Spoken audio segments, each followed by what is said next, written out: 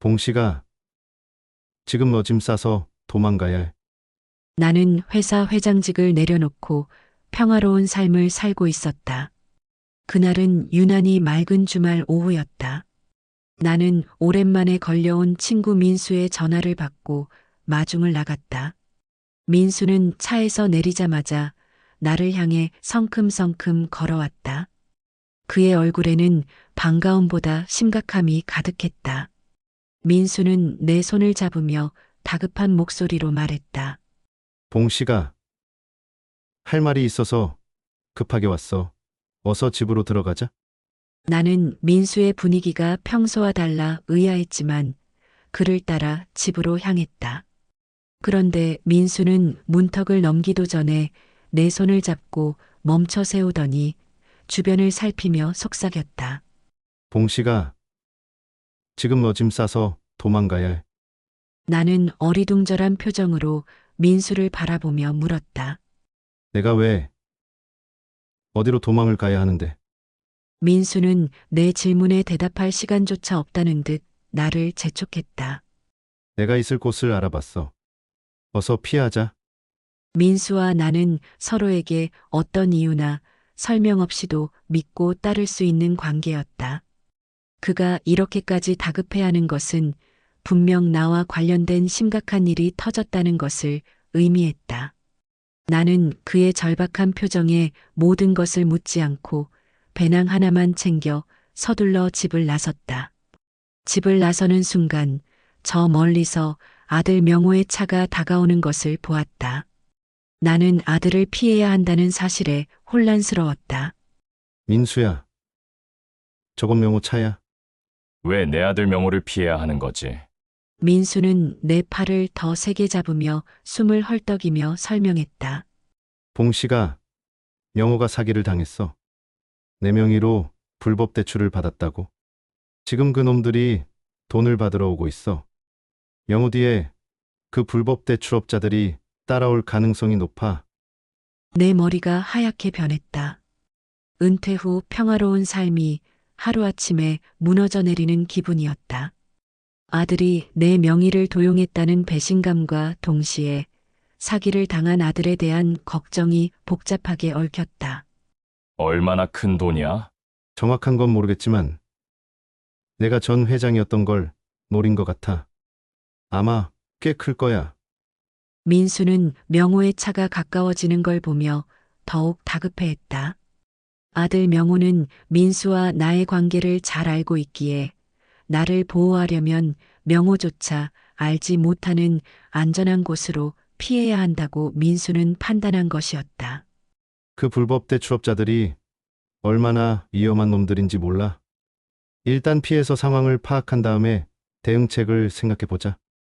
아들을 피해 도망가야 하는 낯선 상황에 나는 혼란스러워하며 민수와 함께 달리기 시작했다. 내 마음 한편으로는 아들을 보호하고 싶었지만 동시에 아들 때문에 이런 위험에 처했다는 현실이 복잡한 감정을 불러일으켰다. 민수야, 너는 어떻게 이런 걸 미리 알았어?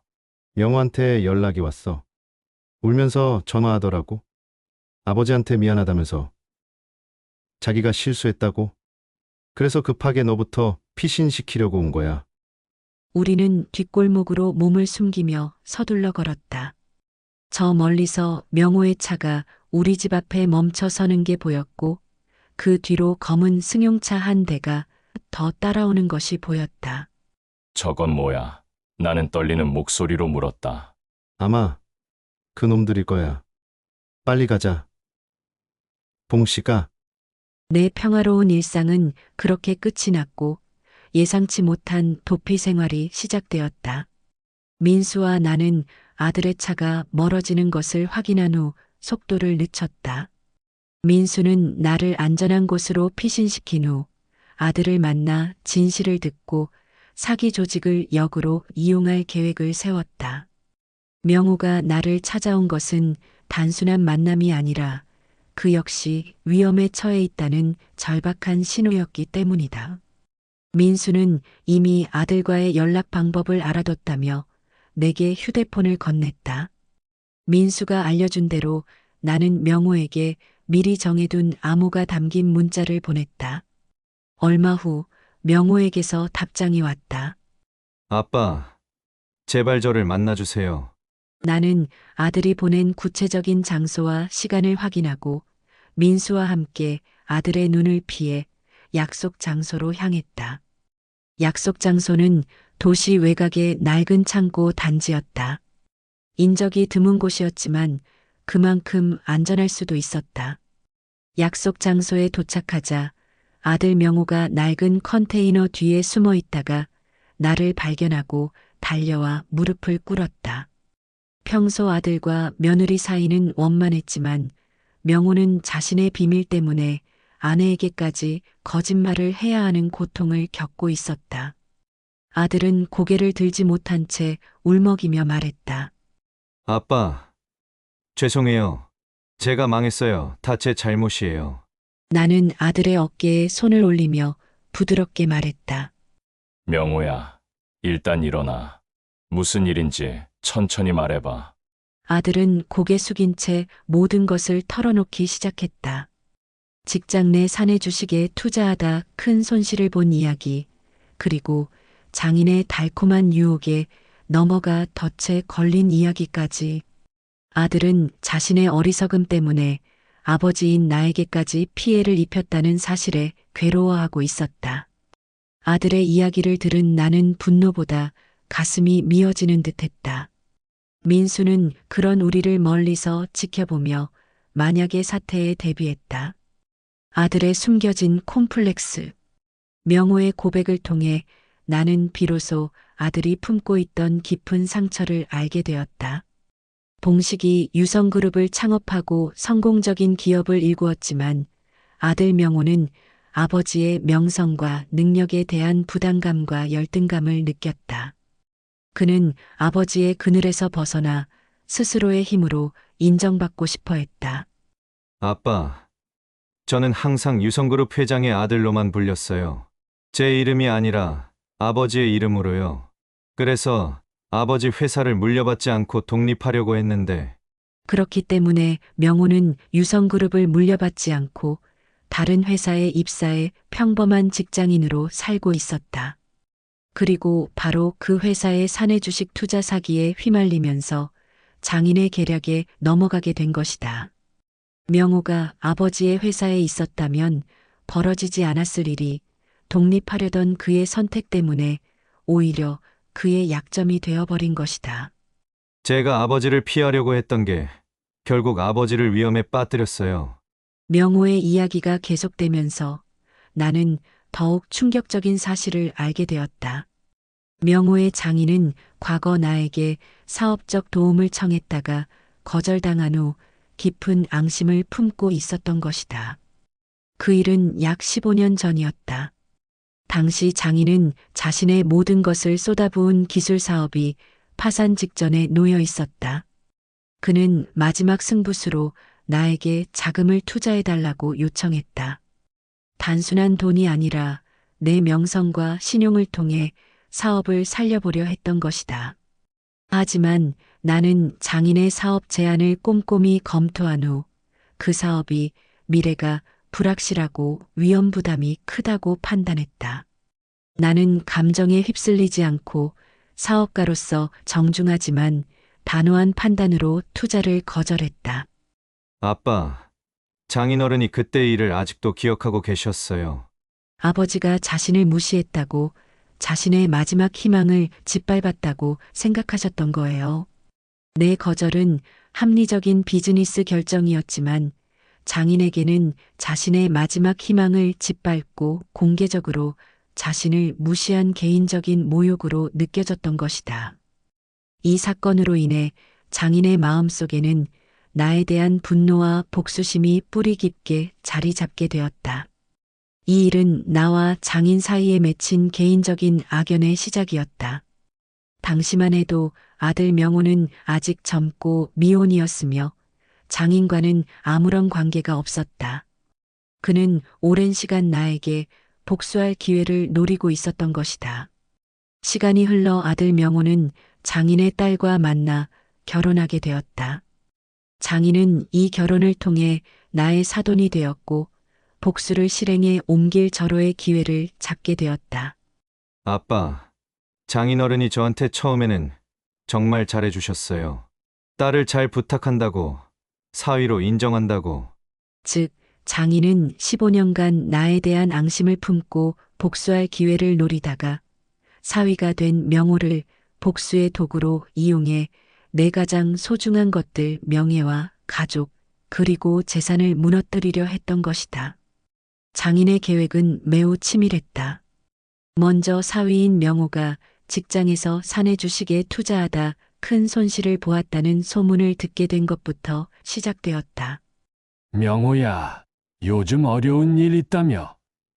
장인으로서 그냥 둘 수는 없지. 장인은 명호에게 접근해 동정을 표하며 자신이 아는 비밀 투자로 손실을 만회할 수 있다고 꼬드겼다. 장인은 명호에게만 알려주겠다며 실체가 없는 유령 회사를 내세워 고수익 보장을 약속했다. 이 투자는 내 특별한 인맥을 통해서만 가능한 거야. 하지만 내가 내 사위니까 특별히 기회를 주는 거다. 3개월만 기다려봐. 손실의 3배는 벌어다 줄 테니까. 그는 명호의 절박한 심리를 이용해 지금이 아니면 기회가 없다고 재촉했고 명호는 장인을 믿고 전 재산을 쏟아부었다.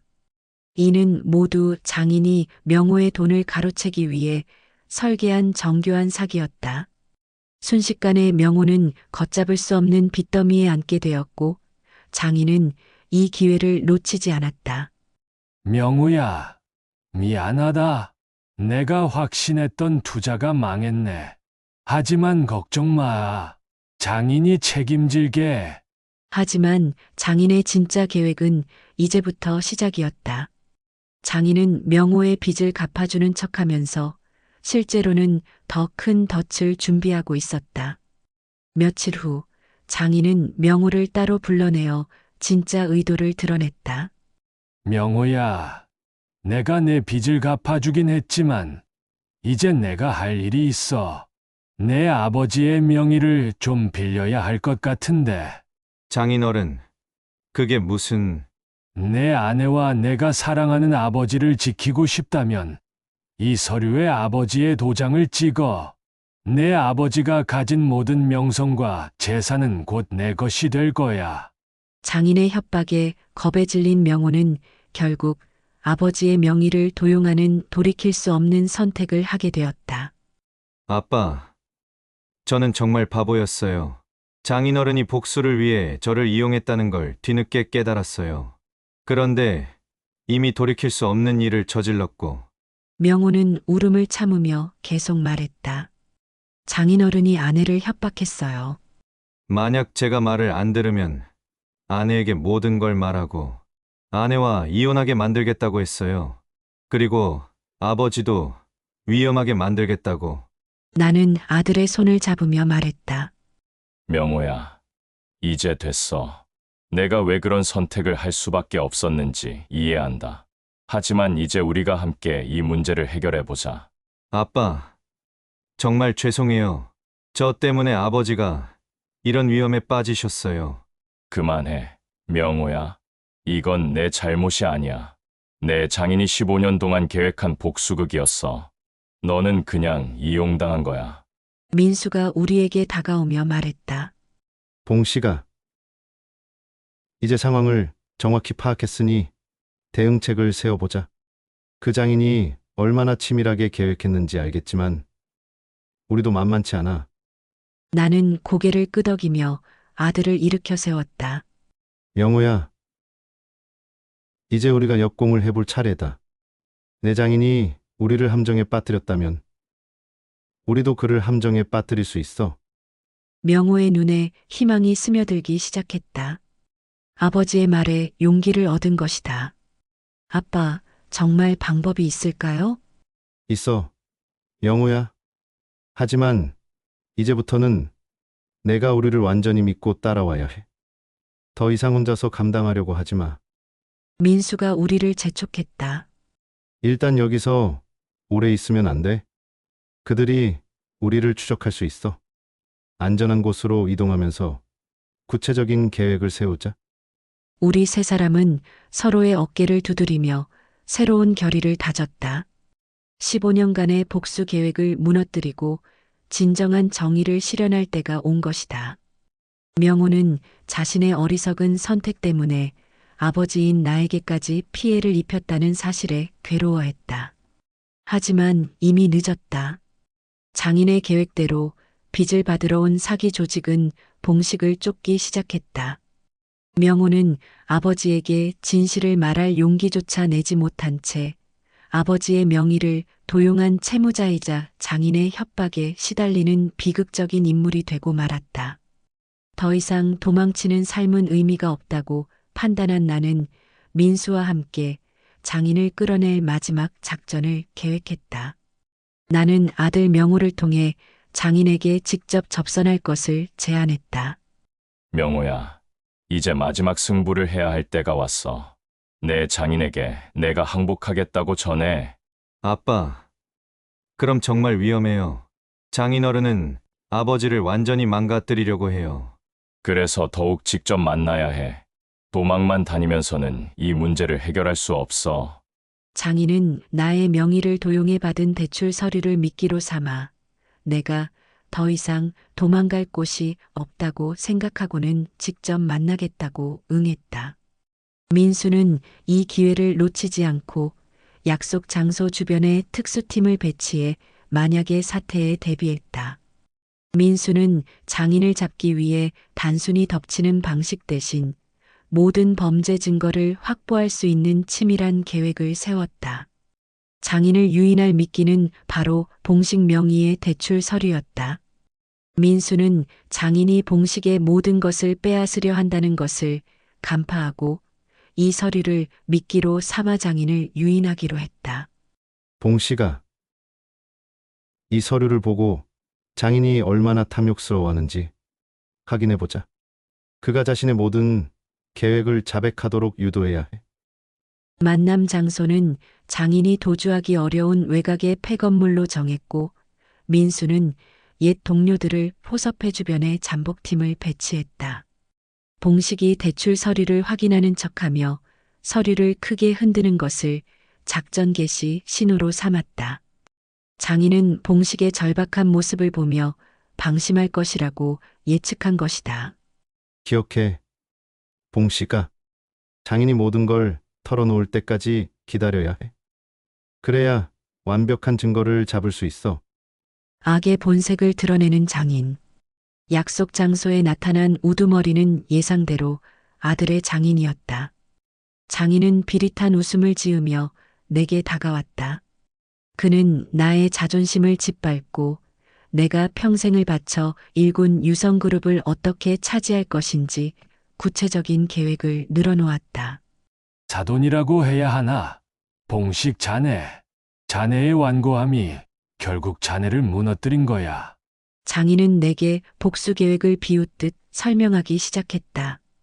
그는 딸이 자신의 계획을 전혀 모른다는 것을 자랑하듯 이야기하며 봉식의 명예를 완전히 실추시키고 유성그룹을 통째로 차지하려는 야심을 드러냈다.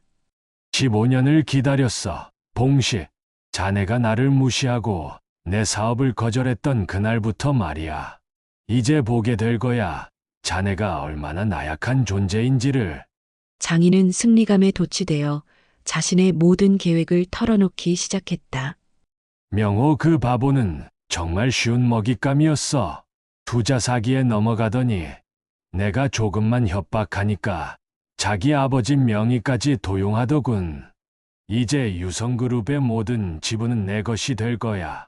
나는 아들을 향한 안타까움과 그를 이용한 장인에 대한 분노로 몸이 떨렸다. 하지만 민수와의 약속을 지켜야 했다. 장인이 모든 죄를 자백할 때까지 참아야 했다. 자네 딸도 아직 모르고 있어. 자기 남편이 어떤 짓을 했는지, 자기 아버지가 어떤 계획을 세웠는지 말이야. 하지만 곧 알게 될 거야. 자네 가족이 완전히 무너지는 걸 보게 될 테니까. 나는 장인이 자신의 승리에 도취되어 방심한 틈을 노렸다. 내가 가진 대출 서류를 들고 민수에게 사전에 약속했던 신호를 보냈다. 서류를 크게 흔드는 나의 행동은 민수에게 작전 개시를 알리는 신호였다. 장인은 그 신호를 눈치채지 못하고 내게서 서류를 낚아채려 했다. 이제 그 서류를 내놓아. 봉시, 자네의 모든 재산이 내 것이 되는 순간이야. 바로 그 순간 숨어있던 민수와 그의 팀이 들이닥쳐 장인과 그의 조직원들을 순식간에 포위했다. 장인의 얼굴에 서린 승리의 미소는 찰나에 공포로 바뀌었다. 뭐야 이게? 너희들이 누구야? 경찰이다. 사기, 협박, 명의도용 혐의로 체포한다. 민수가 녹음기를 들어보이며 말했다. 15년간의 복수 계획, 명호를 이용한 사기, 봉식의 명예 도용까지 모든 게 녹음되어 있어. 이제 법의 심판을 받아라. 장인은 현장에서 체포되었고 그의 모든 범죄와 계획이 만천하에 드러났다. 장인과 그의 조직원들은 현장에서 모두 체포되었다. 15년간 숨겨왔던 장인의 복수극과 사기 계획이 만천하에 드러났고 이 모든 과정은 민수의 치밀한 작전 덕분에 가능했다. 나는 안도감과 함께 비로소 모든 악몽이 끝났다는 것을 깨달았다. 동시에 아들 명호가 이 모든 일의 중심에 있었다는 사실에 다시 한번 가슴이 아려왔다. 아들 명호는 자신의 모든 잘못을 자백하고 자수하며 용기를 보여주었다. 나는 아들이 자신의 잘못을 인정하는 것을 보며 복수심 대신 아들을 향한 연민과 사랑을 느꼈다. 경찰서에서 명호와 단둘이 마주했다. 명호는 고개를 들지 못하고 떨리는 목소리로 자신의 모든 잘못을 자백했다.